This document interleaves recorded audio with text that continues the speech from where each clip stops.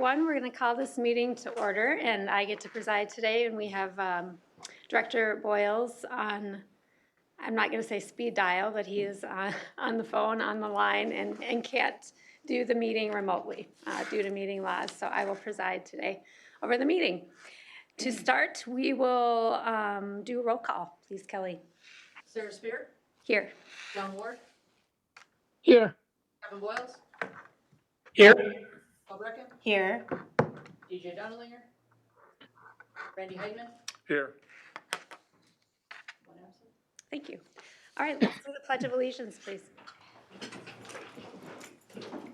I pledge allegiance to the flag of the United States of America, to the republic which stands one nation, under God, indivisible, with liberty and justice for all. All right, this meeting of the Brainerd School Board is being conducted in accordance with Minnesota statutes and is being recorded. It is not being live streamed, I believe, and will be published and made available on the district website as soon as reasonably possible. Let's move on to the approval of the agenda as presented. I'll move to approve. I'll second. We have a motion by Director Boyles and a second by Director Brecken. Any discussion? If not, all those in favor, say aye. Roll call. Oh, roll call That's vote, right. that's right. Thank you, Kelly. John Ward. Yes. Kevin Boyles. Yes. Paul Brecken. Yes. Randy Heidman. Yes. Sarah Spear. Yes. We won't have public input at this meeting because it is a special meeting with a special agenda. So we'll move on to the consent calendar. So move. Second. I have a motion by Director Heidman and a second by Director Ward. Any discussion? If not, all those in favor, please say aye. Roll call. Oh, roll Yeah. call. I'm going to do this all day, Kelly. Kevin Boyles. It's not like she's not used to it. Kevin Boyles. Yes. Paul Brecken. Yes. Randy Heidman. Yes. Sarah Spear. Yes, John Ward. Yes. thank you. All right, new business. We have the ratification of the Education Minnesota Brainerd Teacher Contract Agreement as presented. Ms. Angie Bennett. Good evening. I'm very excited to be here today with the tentative agreement presented to you guys. I sent you the red line and the final agreement. And there were many changes to the contract to try to reach kind of a final settlement. Just want to share that I have two of the negotiating team behind me here. Great to work with. The settlements across the state and the negotiations has been pretty tenuous this year, and so I'm very privileged to work with the people that we did, and that it was a very amicable, all the discussions were very pleasant and non-adversarial, and so I just greatly appreciate that. I did give you the breakdown of some of the changes with the increases to the salary matrix over the next 2 years, movement of the ECFE and school readiness teachers onto the salary schedule, which is exciting, changing back to the snow day language, and then a little bit more shift to the district contribution and the medical insurance to create kind of more of a flat contribution for all plans. Any questions about any of that?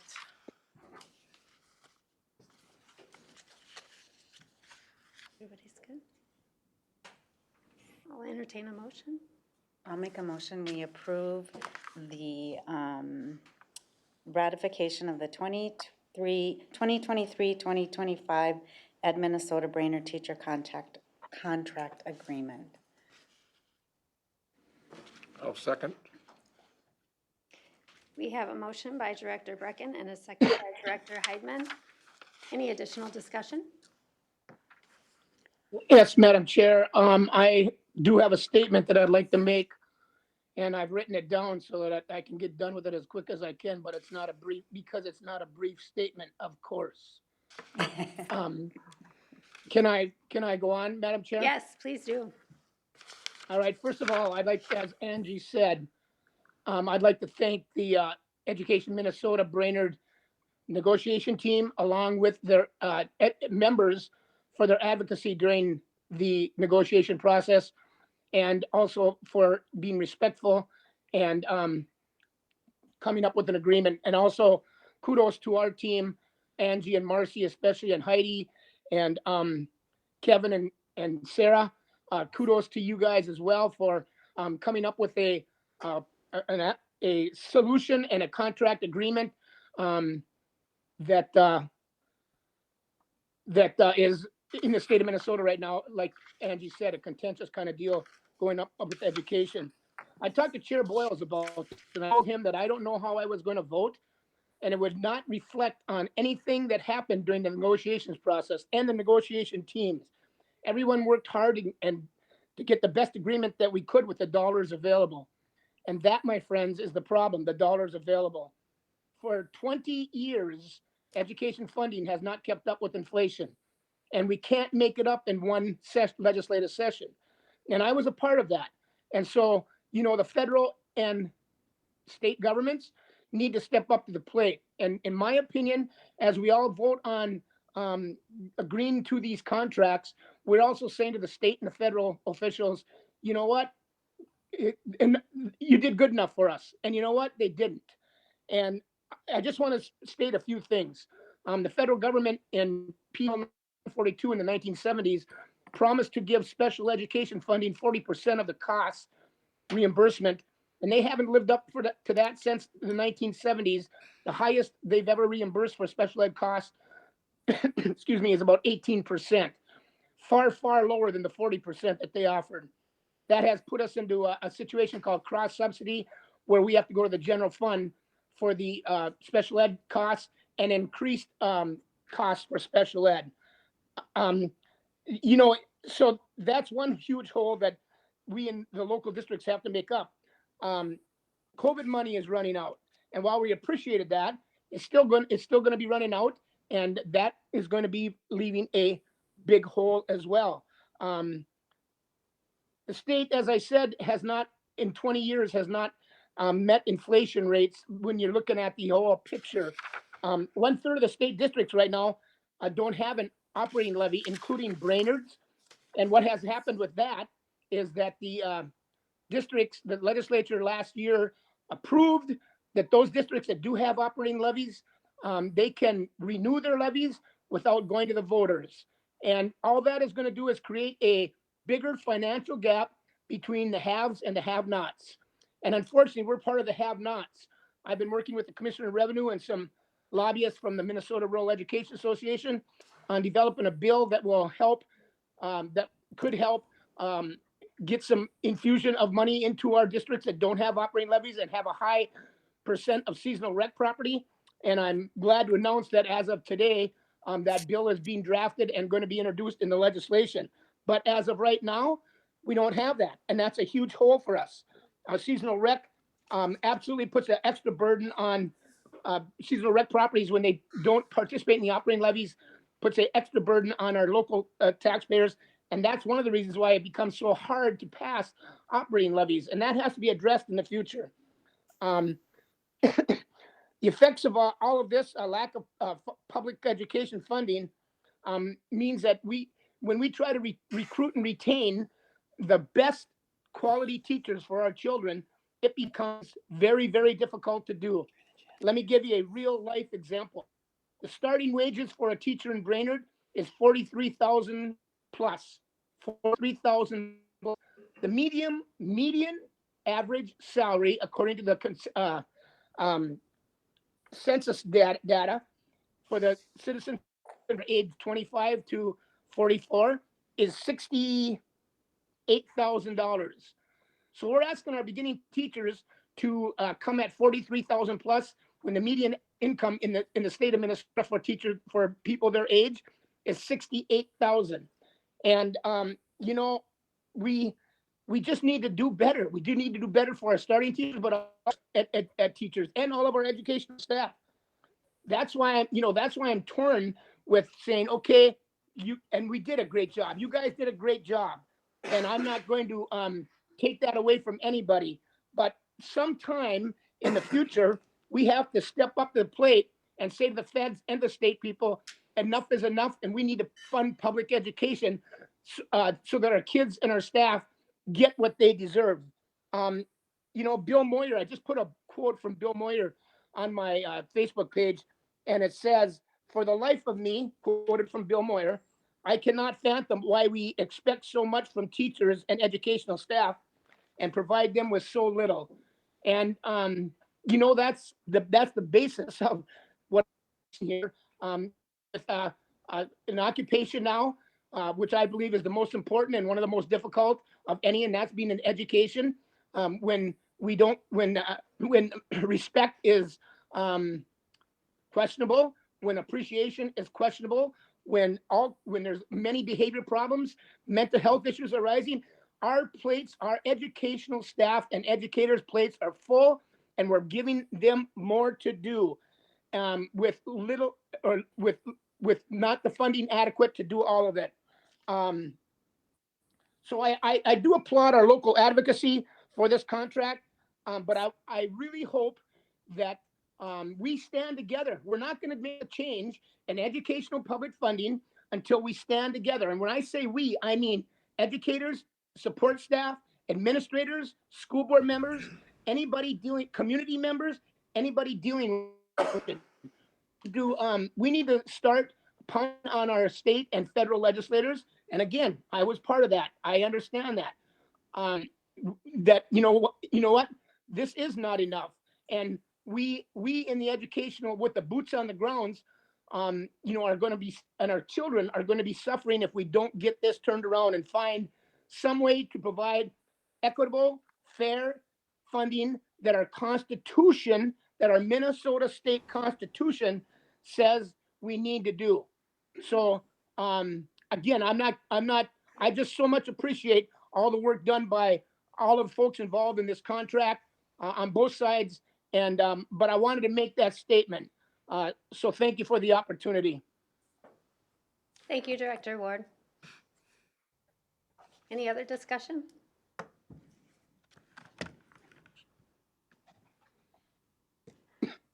Madam Chair, Yes. so that's a tough act to follow. But he always is anyway, so I'm used to it. But what I would say is I think, John, you expressed a lot of things that I think everybody's thinking, and I just kind of want to piggyback on a couple of them. The first one, having been part of the district side of the negotiations, I do want to especially call out the EMB, the Education Minnesota Brainerd team, for their wisdom and for their willingness to keep coming back to the table and think outside the box as we, collectively between the two groups really tried to carve out the best possible contract that we could come up with given the constraints that we are under from a fiscal perspective and so on. And I won't talk those to death, A, because we don't need to take that much time, and B, I think everybody's aware of where I stand on all of that. What I would say is, to piggyback on John again, would be you can't fix all this in a 2-year contract. But you can set the table for a mentality around everybody from the community all the way up to the people who make the decisions at the legislative level, understanding the drastically different roles that these educators play than what they did as little as 10 years ago. And so I think John kind of alluded to that, but I wanted to kind of call that out especially and just say being a teacher isn't the same job as it used to be. Do we fix that all with money, even if we had funding? Probably not. That there's probably a cultural paradigm shift that also has to happen that runs in parallel to funding. And now what I would say there is that's the thing that can happen locally a lot more easily than the funding thing. The funding thing, we're pretty reliant on the state and a little bit on the federal government, but we can change how we allow our teachers to be treated right here and now. And I think that starts with the Board of Education on one end, but it starts with anybody in the community that has a child in this district, and even some of you who don't have a child in this district. Every time you raise a voice in opposition to something against this district, Maybe it's justified. I'm not trying to say it's not, but it creates an image and a problem, and it creates drag on the morale of everybody that works within this district. And I think we should be more mindful of that as citizens. So enough soapbox as far as that goes. The second thing I wanted to say was that, as many of you know, I spend a decent amount of time sort of surfing social media and watching things that are said about the district in a lot of different facets. And every now and then I've even been known to jump in and join where I see misinformation being distributed or what have you. One thing that greatly disappointed me during this process was that the school board itself was being partially called into question during this process, even though some of the people doing it realized that this was a unique negotiation season because of the state legislature delaying its passage of the bill on the funding. So that started negotiations a little slower than it normally would. And then, while I believe that Directors Ward and Brecken deservedly should be praised for their constant support, vocal support, and energetic support of the staff and the administration, I want to say that there are 6 members on this board, and I have worked closely with all 6 members of this board, and all 6 members of this board were committed to doing the absolute best that we could by our educators. There wasn't a single member of this school board that was not committed to finding every nickel that we could find to do this. And the fact that certain board members were denigrated during this process, I found it offensive. I didn't jump in and join battle with anybody, but I'm going to call it out now because it's people being irresponsible because they don't know what they don't know. And if you don't know what you don't know, you shouldn't say anything. And of course, that's social media in a nutshell, but I just want to make that clear. But again, not to take anything away from Directors Ward and Brecken. Like I said, they put a ton of extra energy into this and they're great points of contact or whatever. But I want to tell you, my fellow board members, every single person was on the same page. We never had one person saying one thing and 5 people saying another thing. We were 6 voices unanimous in every decision that we made through this process. And so I want to commend all 5 of my board colleagues for the work that we did here. And lastly, I just want to commend our educators for remaining patient while this process played out. In a perfect world, it should have not played out this way, but it was what it was. A lot of factors went into it, and we're here now. And to steal from those other 2 directors, we got you. We got you. What, you know, you don't want to overplay your hand and call this a hugely historic contract, but in terms of numbers compared to the last 22 years, it's pretty darn good. So, and then that's really all I have to say about that. So I'll turn it back over to you, Chair Spear. Thank you, Director Boyles. Any other discussion?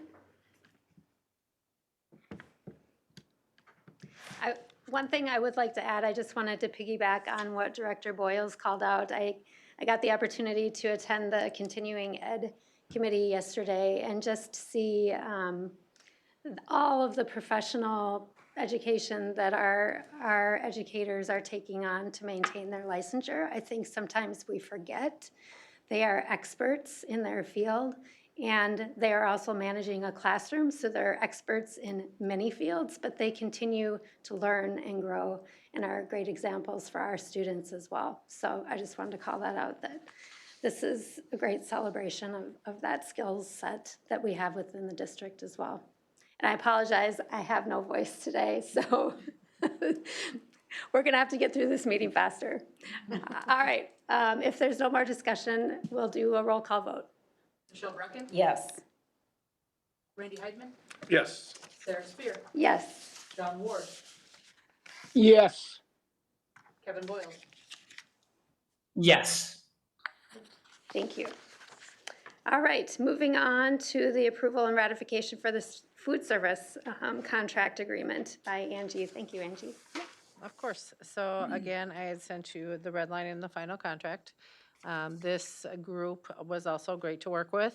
This one got delayed largely in part because it's also an Education Minnesota contract, which kind of Education Minnesota has been a little busy this year, so things kind of got delayed, but we were able to meet agreement relatively smoothly and had great meetings with the group, and they passed their vote yesterday, and I am bringing that tentative agreement to you today. Any questions for me?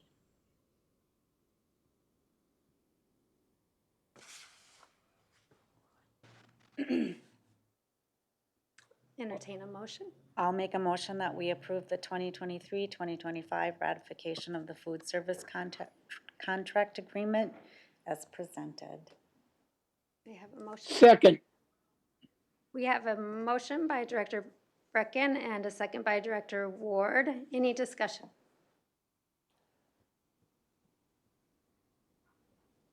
All right, hearing none, we'll do a roll call vote. Randy Heidman, Yes. Sarah Spear, Yes. John Ward, Yes. Kevin Boils, Yes. Michelle Brecken. Yes. Thank you. Thank you. Thank you, Director Bennett. All right, next up, we have the amended school calendar as presented by Director Murtha.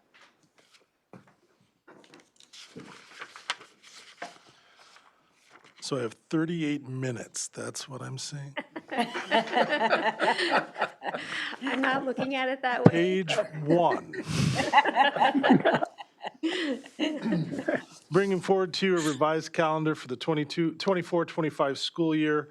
The changes from the existing calendar constitute adding 2 district in-service days on November 1st and February 14th, moving the in-service day away from MLK, which is the 20th of January, to the 24th, so it comes one day after the end of first semester, and moving the March 7th in-service day, which already exists in the calendar, to March 21st. This preserves 167 days of instruction, which meets the state requirements and also allows us to meet the 184 days of the master contract for certified staff. That's it. 37 minutes to spare. I should have brought a PowerPoint. I'll move to approve the calendar, the revised calendar as presented by Director Murtha. Thank you. I'll second it. We have a motion by Director Boyles and a second by Director Brecken. Any discussion? Madam Chair, Yes, Director Ward. thank you. Not as long this time, my friends. Mr. Murtha, have all of the local unions and staff weighed in on this? I believe so, but I was not in the meeting that occurred. We had a meeting last week and invited all union leaders there. The one group that we need to follow back up with are cooks and with our paraprofessionals. Paraprofessionals will have to do a duty day memo that aligns with this. Again, we feel that this is the only option that's allowing for us to build in the necessary contract time. Sorry. I have a young adult that has a carbon dioxide detector that keeps going off, that's a new thing, trying to figure that out. So we have met with and given an opportunity for questions. With this, the main approval we're looking for is to add those 2 professional development days. There may need to be some adjustments based on units. However, I don't anticipate any based on the initial feedback we've had. Thank you, Superintendent Hahn and Director Murtha. Any other discussion? All right, if not, we'll do a roll call vote. Sarah Spear, Yes. John Ward, Yes. Kevin Boils, Yes. Michelle Brecken, Yes. Randy Heidman. Yes. Thank you, Kelly. Thank you. Thank you, Director Murtha. That completes our agenda. I'll entertain a motion to adjourn. I'll make a motion, we adjourn. I'll second it because I'm having a lot of fun getting to motion and second. Yes, I bet that feels odd. All right, we've got a motion from Director Brecken and a second from Director Boyles. We'll do a roll call vote. John Ward, Yes. Kevin Boils, Yes. Michelle Brecken, Yes. Randy Heidman, Yes. Sarah Spear. Yes. All in favor? Thank you, Kelly. Meeting is adjourned. Thanks, you guys.